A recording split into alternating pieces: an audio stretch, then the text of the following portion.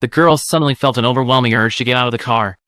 That is enough! The driver, focused on helping her, didn't notice the boy standing in the middle of the road. In a panic, he swerved to avoid him, but the bus lost control and crashed off the highway. By nightfall, the girl crawled up from the cliff and walked home along the road. Claire heard noise upstairs and came down to find a girl rummaging through the fridge. When the girl turned around, Claire froze. Wasn't this her daughter, Kamaya? But Kamaya had died in a car accident 4 years ago.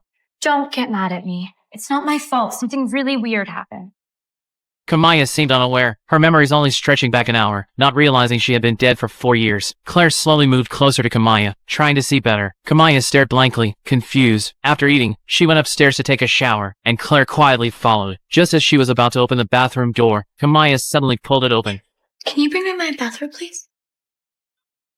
Claire's heart raced. She quickly turned and entered Kamaya's room, hurriedly putting everything back in place, afraid Kamaya would notice something was off. After handing Kamaya her bathrobe, Thank you. Claire quietly went downstairs. Her mind was still in turmoil, filled with doubt and anxiety, so she quickly called her ex-husband. At first, he didn't believe her, thinking she was just missing Kamaya too much and losing her mind. But when he reached the bathroom and heard the water running, he opened the door to find someone inside.